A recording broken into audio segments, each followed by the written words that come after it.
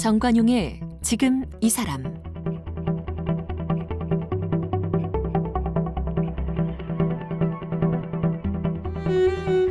여러분 안녕하십니까? 정관용입니다. 어제에 이어서 오늘도 소설가 정유정 작가와의 만남 이어갑니다. 어제는 신작 완전한 행복의 기본 내용, 또 소설이 담고 있는 메시지가 무엇인지, 우리 인생에서 진짜 행복이란 어떤 것인지에 대해서 이야기를 들어봤죠. 정유정 작가도 이제 남들이 보면 성공한 소설가로 부러워 보이지만 이 자리에 서기까지 수많은 좌절과 실패를 경험했고, 또 나보다는 가족을 위해 희생해야 했던 시간이 있었다고 합니다. 그런 고통과 결핍의 시간을 거쳐서 지금 행복한 순간을 맞게 된 거죠. 오늘은 정유정 작가의 취재 노트에 대한 얘기를 해봅니다. 어떤 취재 과정을 거쳐서 소설을 쓰는지, 취재 노트 정리는 어떻게 하는지, 소설의 모티브는 어디서 찾는지, 정유정 작가만의 소설 기법도 들어보도록 하죠. 정유정 작가, 이제 어제도 본인도 어머니 일찍 여의고 맏딸로서 이제 가족을 위해 희생했던 어떤 시간이 있었다, 이런 얘기를 했었지 않습니까? 네네. 그리고 이 소설가로 이렇게 인기 작가가 되기 전에 수도 없이 공모전에서 떨어졌었다면서요? 네. 정말요? 몇 번이나 네, 떨어졌어요? 11번 떨어졌어요. 11번? 네. 저는 제가 글을 엄청 잘 쓰는 줄 알았는데요. 네. 아니었더라고요. 이 세상에는 글 잘 쓰는 사람이 너무나 많더라고요. 예, 11번 그래서 떨어지고 12번째 이제 세계 청소년 문학상을 먼저 받았어요. 그게 그리고 내 인생의 스프링 캠프. 예. 그게 그리고 데뷔작인 거죠. 그렇죠. 등단작이죠. 네. 그리고 이제 그 2년 후에 이제 내 심장을 쏴라로 세계 문학상을 받았는데, 이제 그거 같은 경우는 나 성인 소설 쓸 자격도 좀 조하는 그런 의미에서 응모를 한 거죠. 그래서 이제 정식으로 무대가 마련된 거죠, 이야기가. 정유정 작가는 간호사 출신 소설가로 또 유명하잖아요. 네네. 근데 어려서부터 글재주가 있었어요? 네, 어릴 때부터 글쓰기 좋아하고 동네 아이들 모아놓고 이야기해주기 좋아하고 좀 그런 편이었어요. 천성적으로 소설가적 기질이 있는 거네요. 어려서 책을 많이 보잖아요. 예. 그러면 되게 글짓기 이런 데에 나가서 상을 많이 타게 돼요, 당연히. 백일장 같은데. 예. 근데 이제 시골에서 이렇게 광주까지 나가서 상을 제가 1등 이렇게 장원을 해오고 그러니까 선생님들이 되게 너는 여기에 재능이 있나 보다라고 그렇죠. 계속 그러셨어요. 예. 예. 그러니까 진짜 또 그런 것 같더라고요. 그렇게 되죠. 예. 그래서 내가 이야기하는 것도 좋아하고 글쓰기도 또 잘하는 것 같고, 그래서 나는 작가가 될 거야, 뭐 그렇게 생각을 했었죠. 그러면 뭐 문예창작관이 국문관이 이런 데로 가지 왜 간호사가 됐어요? 저희 때는요, 이 문학을 공부하면 좀 굶어 죽는 줄 알았어요. 그랬죠. 그래서 엄마가 저한테 너는 뭐 결혼 같은 거 안 해도 되는데 너 인생은 너가 책임질 만한 직업을 가졌으면 좋겠다고 계속 반대하셨어요. 국문과 가는 것을. 예. 그래서 이제 그 간호대학을 가게 된 거예요. 뭐 제가 공부를 굉장히 잘했으면 사실 더 좋은 뭐 그런 데를 갔겠죠. 엄마가 원하는 그런 대학을 갔겠지만 결국은 엄마가 원하는 것 리스트 중에서 가장 아래. 그래서 어쨌든 그 간호사라는 직업인으로 살았는데 글 쓰고 싶은 욕망은 되게 참을 수가 없었군요, 결국은. 네, 그렇죠. 그러다 보니 이제 계속 직장 다니면서 공모전에 응모했던 거고. 아니요. 딱 그만두고? 예, 그만두고 했어요. 그랬어요? 예. 중간에 그렇게 떨어지면 직장 생활 할 때에는 뭐 때려치우기 쉬운 것이 직장이 아니라 이 일이죠. 자꾸 떨어지는 그렇죠. 이 일이죠. 예. 그래서 아예 그러지 못하도록 퇴로를 차단했군요. 네. 그런데 그렇게 여러 번 떨어지다가 어떻게 이렇게 유명 작가로 본인 스스로 성장한 거 아니에요? 그 비법이 취재 노트에 있습니까? 어디에 있습니까? 운에 있어요. 운? 네. 인생에서 그 행운이 오는 때가 있더라고요. 그때 자기가 준비가 되어 있으면 그 행운을 잡을 수가 있는 것 같아요. 그래서 저가 한 노력은 준비하는, 행운이 나에게 행운이 왔을 때 절대 놓치지 않을 거야라는 그런 거고, 아마 저기에는 상당한 운이 작용하고 있어요. 그래요? 그런 기회가 오는 것은. 그래서 문학상 같은 거 자꾸 실패하는 그런 분들은 낙담하시는 분들 계세요. 물론 낙담하는 그 마음을 제가 너무 잘 알죠. 근데 문학상 이것도 상당 부분 한 5-60%가 운이에요. 운이 작용해요. 자기 작품에 정말 자기 작품을 좋아하고 이렇게 제대로 봐주는 심사위원이 한 사람 있으면 기회를 얻게 되거든요. 그렇죠. 한 번이라도 다른 심사위원들에게 눈에 띄는 그런 기회를 얻게 되고 그런 모든 것이 운인 것 같아요. 그리고 또 문학상뿐만이 아니라 책을 냈을 때 이 책이 뭐 이렇게 베스트셀러가 된다. 이것도 시대하고 시류가 또 맞아야지 되고. 그렇지만 그래도 어떤 그 준비가 충분히 되어 있어야 그 운도 함께 맞는 거 아닙니까? 그렇죠. 그 본인은 그 준비는 그러면 처음 공모전에 떨어질 때나 지금이나 똑같이 하고 있다는 거예요? 네, 아니면 그렇죠. 변화했다는 거예요? 아니요, 똑같이 하고 그래요? 있어요. 네. 저는 그때나 지금이나 소설 쓰는 게 똑같이 어려워요. 쉬워지지 않더라고요, 이게. 직장 생활하고 달라요. 예. 직장 생활은 몇 년을 하다 보면 이 일이 손에 익숙해지죠. 이건 익지 않아요. 그래요. 항상 처음 하는 것 같아요. 그래서 되게 다른 사람은 어쩐지 모르겠는데 저는 그래요. 그래서 되게 좌절감 느낄 때 되게 많아요. 그 준비하는 과정이 몇 개월 걸리고 집필 과정이 몇 개월 걸립니까? 보통 이런 자료 조사하는 게 4개월에서 6개월 정도 걸리고요. 나머지 한 1년 반에서 2년 정도는 쓰고 그래서 2년에서 2년 반 정도 보통 걸린다고 장편 한 보시면. 편에. 네. 이번에 완전한 행복은 자료 조사를 어디서 어떻게 했어요?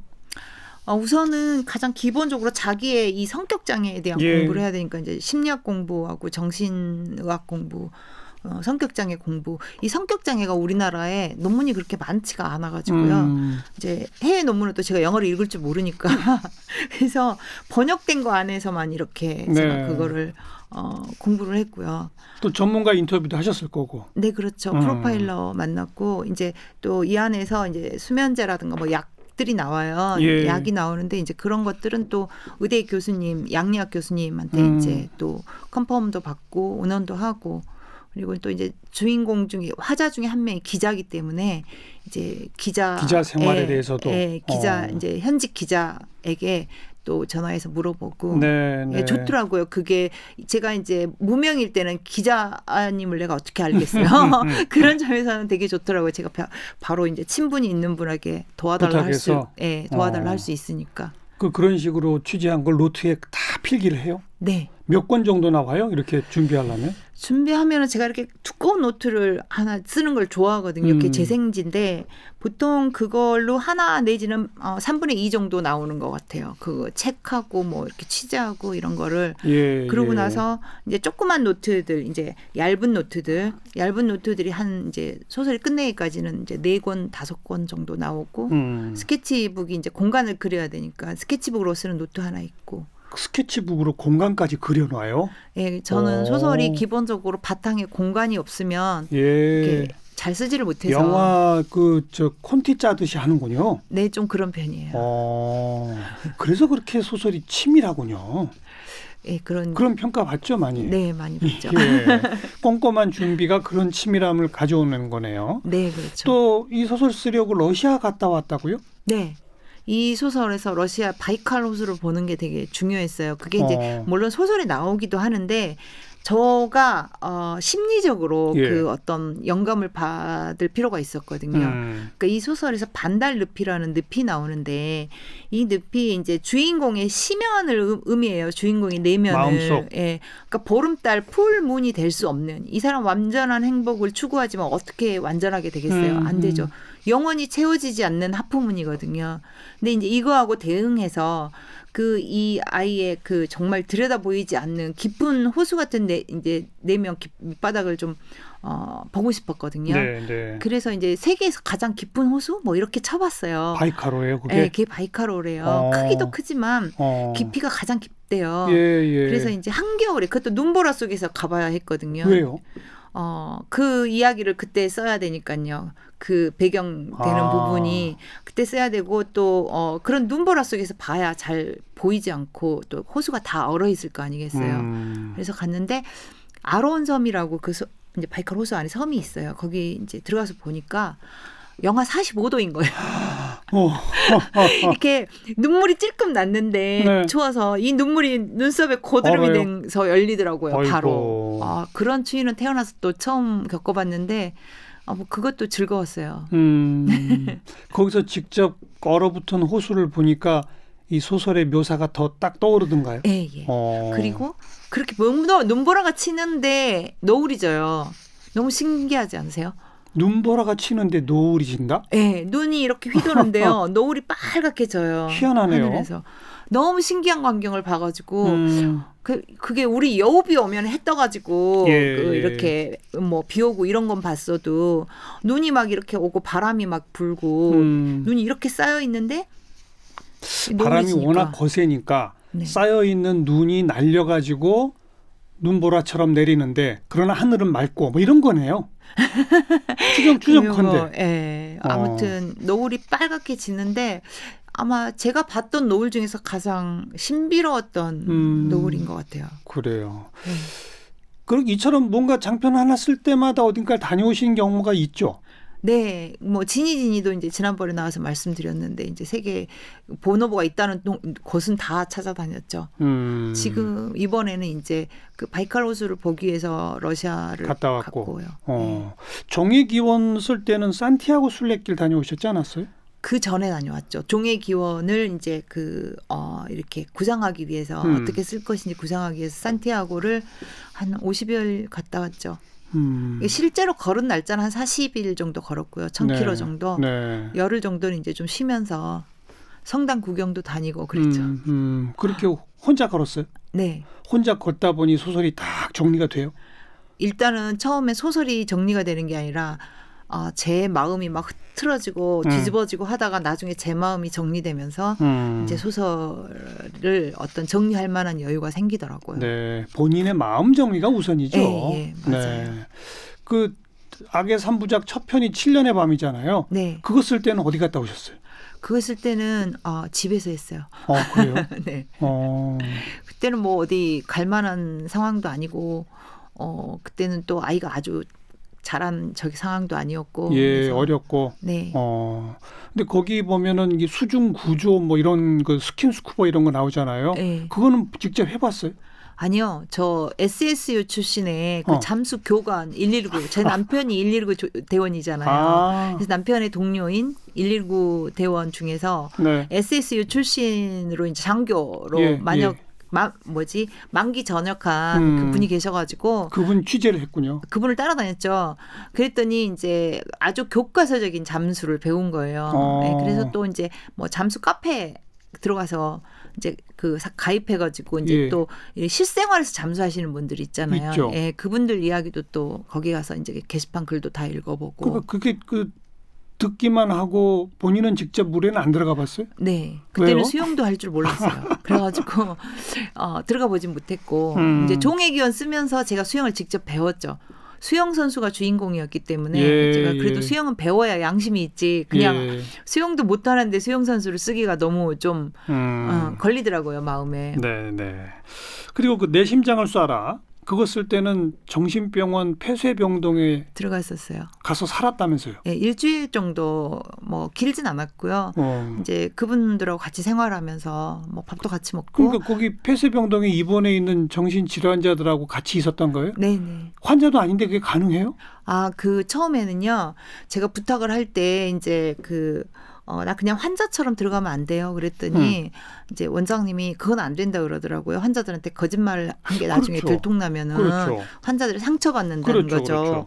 생각해보니 그러더라고요. 그래서 저한테 나 작가인데 당신들 이야기 쓰고 싶고 만약에 그게 이제 동의한다면 나를 좀 도와주라 이렇게 말을 하라 그러더라고요. 그러면서 한 사람씩 취재를 하라 그러더라고요. 그래서 들어가서 그 얘기를 했더니 너무너무 이제 말하자면 협조를 잘해 주신 거예요. 그랬어요? 날마다 뭐 흡연실 어디 돌아다니면서 이분들이 약이 세기 때문에 약이 너무 독하기 때문에 되게 흡연을 많이 해요. 그래서 담배 사가지고 가가지고 이제 아부용이죠. 뇌물이죠. 그래서 앉아서 들으면서 이제 이런저런 이야기를 들어봤어요. 들어보고 이제 마지막 나오는데 마지막 나오는 날 정이 들었어요. 그러니까 거기 환자분들하고 너무 많이 정이 든 거예요. 사람들이 순수해서 방어나 경계심이 별로 없어요. 이 사람들이. 그러니까 이제 마음을 다 그냥 확 열어버리는 사람들이라 되게 마음이 헤어질 때 너무 힘들었어요. 그게 이렇게 뒤돌아서 나오는데 전부 베란다에 있는 흡연실에 다 서가지고요.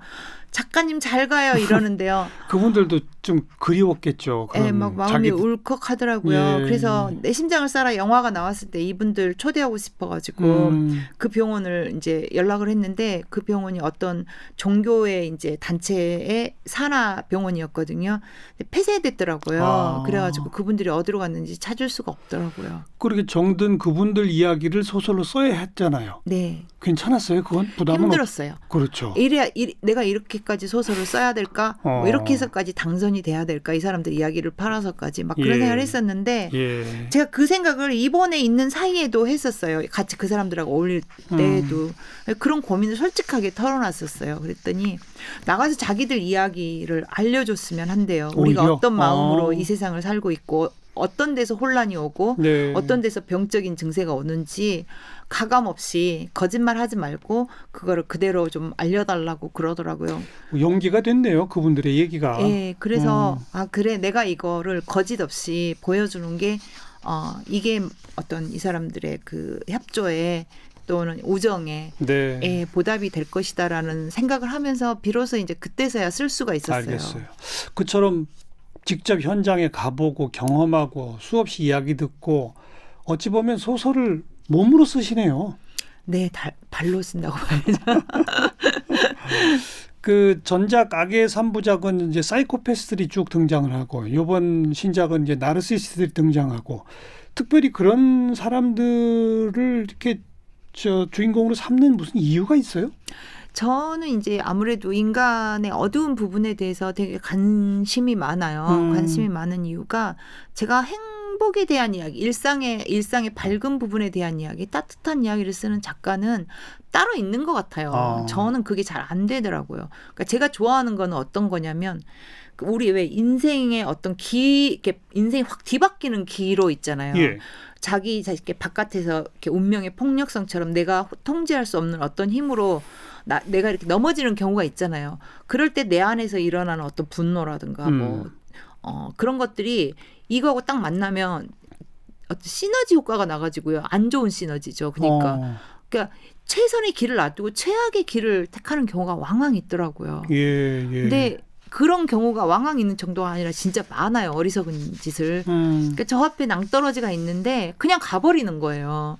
그래서 인간이 왜 이럴까? 뻔히 평상시 이성이 있을 때는 안 그럴 텐데 그런 생각을 하다 보니까 아무래도 이제 그 정신심리학 공부를 많이 하게 되고 그러다 보니까 이제 인간의 본성에 대해서 너무 관심이 많아진 거예요. 근데 이제 전에 이제 사이코패스 이야기를 했는데 이제는 이제 그것보다는 우리 일상에서 흔하게 만날 수 있는 사람들, 흔하게 만날 수 있는 어떤 성격 장애 이런 사람들의 이야기를 좀 해봐야겠고. 그러다 보니까 이제 첫 번째가 그게 이제 욕망 3부작으로 나가는 거고 첫 번째가 나르시스트의 행복 이야기 이런 거로군요. 근데 이런 그 인간의 약간 어두운 면을 집요하게 파고드는 소설을 쓰다가 또 그 소설의 주인공처럼 생각하고 살다가 딱 작품이 끝나면 힘들지 않아요? 거기서 빠져나오기가? 네, 맞아요. 어떻게 빠져나와요? 그래서 저는 그 빠져나오는 한 방법으로 제 몸을 못 살게 굴어요. 어떻게요? 그때도 그러니까 산티아고도 가고 히말라야도 가고 이번에는 제주도 올레길 갔다 왔어요. 올레길 갔는데 이제 7박 8일이니까 짧잖아요. 그래서 짧으니까 많이 걷는 방식을 택했어요. 그러니까 한 코스 걷고 자고 해야 되는데 거의 2코스씩 한 25km에서 30km를 날마다 걸은 거예요. 어이고. 그러니까 특전사 훈련하듯이. 그런 식으로 몸을 혹사하면 개운해져요. 빠져나올 수 있어요? 네. 머리가 비워지는군요. 네네. 아무 생각이 없어요. 이 산을 올라가야 된다. 이거 외에는 그렇죠. 아무 생각이 없고 그게 그렇게 며칠 가다 보면 그냥 아무 생각이 없어지더라고요. 히말라야는 언제 갔다 왔어요? 히말라야를 2013년에 뭐 쓰고 나서? 28 쓰고 나서요. 제가 이제 몸도 아팠을 시기고 그래서 이제 갔다 왔죠. 네. 히말라야도 여러 코스가 있는데 어디를 갔다 오셨어요? 안나푸르나 종주했어요. 그러니까 18일 동안 종주하는 거거든요. 완전 한 바퀴 도는 거? 예. 그래서 가장 높은 고개가 소롱나 패스라고 그래가지고요. 5,460m 정도 돼요. 갔다 오니까 지리산이 정말 만만하게 보이는 거예요. 그렇죠. 고산 증상 없었어요? 심했죠. 그랬어요. 예, 약도 먹고 죽을 뻔하기도 하고 그랬어요. 그때도 그런 식으로 다녀오니까 머리가 비워지더라. 네, 그때는 이제 블랙아웃이 와가지고 완전히 그러니까 번아웃이 와가지고요. 번아웃이 와서. 네, 그래서 이제 소설 탈진했군요. 탈진. 네, 완전 탈진해가지고 이제 뭐 몸도 아픈데다가 그 소설도 장편 쓴 데다가 그러고 나니까 이제 탈진을 했어요. 정신적으로도 육체적으로도. 그래서 이제 거의 갔다 와서 이제 충전이 된 거죠 어느 정도. 그래서 이제 히말라야 환상 방황을 냈죠. 에세이집. 예, 그러고 그게 이제 마중물 같은 거예요. 다음 소설을 쓰기 위한. 이제 그리고 나서 이제 그 다음에 떠난 곳이 산티아고예요. 예, 몇 달 후에. 그러고서는 이제 종의 기원이 나온 거군요. 예. 그렇게 진짜 발로 몸으로 소설 쓰고 한 편 끝나면 또 그렇게 탈진하고 네. 또 몸을 혹사시켜야 빠져나올 수 있고 네. 힘들게 사시네. 전생의 소가 아니었을까요? 근데도 또 다음 게 또 쓰고 싶어져요. 네. 못 쓰면 글이 안 써지면 그게 제일 큰 고통이죠. 그러니까 작업을 하는 도중에도 안 써지는 날이 있겠죠. 있어요. 네. 예. 그러면 이게 마음이 고달픈 게 그냥 안 써져서 신경질 나고 이런 수준이 아니라 자기 비하가 말도 못해요. 나는 이 정도밖에 안 되는 인간인가 보다부터 시작해가지고 그럴 때 이제 위로가 되는 게 이렇게 소설 내고 나서 한 석 달 정도 홍보할 때 독자들 되게 많이 만나거든요. 네. 그럼 독자들이 되게 많이 이렇게 위로를 해주세요. 응원하죠. 응원도 해주시고 그게 이제 뭐 편지도 주시고 그러면 이렇게 많아요. 집에 모아놓은 게. 그거 읽어보면서 네. 이제 말하자면 혼자 울기도 하고 술도 마시고 그러면서 나 독자들이 빨리 소설 가지고 나가겠다고 약속했는데 써야지. 그렇게 하고 또 앉아서 안 써지는 거 꾸역꾸역 쓰다 보면 써져요 또. 네, 네. 그렇게 너무 겨우겨우 쓰는 거죠. 그러니까. 참. 그리고 소설 쓸 때는 꼭 즐겨 듣는 음악들이 있다고요. 네네. 소설마다 그 음악이 다르다면서요. 네. 이번 완전한 행복 때는 어떤 음악들을 들었습니까? 이 세 명의 화자가 교차를 하는데요. 첫 번째가 이제 이 주인공의 현 남편이에요. 이 친구가 비련의 남자 주인공이에요. 이 책에서 가장 큰 상처를 받고 그러면서도 아내에 대한 사랑을 끝까지 완전히 놓지 못하는 아주 비련의 주인공인데요. 이 친구 음악으로 이제 김경호 씨의 비정을 많이 들었었어요. 그리고 이제 그러니까 그 현 남편이 그 음악을 좋아한다는 식으로 상상을 하는 거예요. 그 음악에서 그 음악을 들으면 그 사람이 떠올라요? 네. 그렇게. 그 분위기죠. 이 음악에서 느껴지는 그 느낌을 주인공에게 쏟아붓는 거죠. 네. 그게 음악에서 영감을 받는 건데 이 노래에서 느껴지는 그 느낌. 그 느낌은 주인공의 남편이다. 투사가 되는 거죠. 주인공의 남편이다. 이런 식으로. 또 그다음. 그다음에 이제 언니인 뭐 기자 이제 신재인 같은 경우는 이제 그 사랑하는 말이야. 근데 그거 한번 틀어주셨으면 좋겠는데 뭐 KBS 이게 뭐 안 된다면서요. PD님이 안 된다고 하시네요. 패티김의 사랑하는 말이야. 그 음악을 들으면 그 언니가 떠오른다. 예, 언니의 아빠가 그 계속 부르던 노래예요. 힘들 때마다 운전을 하면서 이제 트럭 운전을 하면서 계속 부르던 노래예요. 그러니까 이제 뭐 이렇게 서러운 마음에 꽃을 심었네 뭐 이런 부분이 나오는데 이 아빠가 그 노래가 평생도록 자기 힘들었을 때 자기 자신을 미치거나 죽지 않도록 지켜줬다 뭐 이런 게 나오는데 알겠어요. 그래서 이제 언니는 사랑하는 마리아하고 또 그다음 이제 아기가 나와요. 유치원생 7살짜리가 이제 이 지유라는 아이인데요. 이 아이의 테마 음악으로 기찻길 옆 오막살이. 동요 기찻길 옆 오막살이. 예. 이전 과거 작품들도 그 주요 등장 인물을 떠올리게 하는 음악들이 다 있었단 말이죠. 네, 있었어요. 그러면 그 음악을 계속 틀어놓고 집필을 해요? 아니에요. 아침에 일어나면 그 음악을 차례로 들어요. 그리고 제가 이제 만약에 시점이 교차된다 그러면 그 사람 시점을 쓰기 전에 듣고 이제 그 분위기를 충분히 몸에다가 집어넣은 다음에 그 분위기 안에서 쓰는 거죠. 그러니까 그 7살 꼬마가 이제 등장하는 대목을 써야 한다. 네. 그러면 기찻길며 오막살이를 먼저 한번 듣는군요. 네. 몇 번에 안 되면 이게 이렇게 몸에 익지 않으면 이제 스며들지 않으면 몇 번이고 계속 듣기도 하고 들으면서 가끔은 쓸 때도 듣기도 하고 빙의하는군요. 그런 식으로. 네. 그게 좀 필요해요. 그 입문 과정 들어가는 통로가 음악이 되는 거군요. 음악이에요. 이것도 독특하시네요. 작가들이 보통 그러지 그래요? 않나요? 저 잘 모르겠는데 선생님 작가분들 많이 보셨을 것 같은데 네. 대부분 작가들이 그럴 것 같은데 하루키도 음악을 그렇게 재즈를 그런 식으로 듣는다고 저는 들었거든요. 근데 자기 작품에 누군가를 떠올리기 위해 음악을 듣는다 이런 얘기는 아직 전 잘 못 들어봤어요. 예. 그러면 이제 오늘 인사하면서 네. 그 7살 꼬마를 떠올리면서 들으시는 동요 네. 기찻길역 오막살이 네. 우리 함께 듣고 인사 나누도록 하겠습니다. 지금 또 시나리오도 쓰고 계시죠? 아니에요. 시나리오 안 써요. 저는 그래요? 그쪽은 예. 그러니까 아니 지금 뭐 하나 드라마 만들기로 하지 않았어요? 그거는 이제 다른 작가가 극본 쓰는 작가가 따로 있죠. 저는 어떻게 돼가는지 잘 모르고요. 예, 극본을 쓰고 있어요. 그 그래서 드라마 하기로 한 게 뭐죠? 28이요. 28. 예. 네.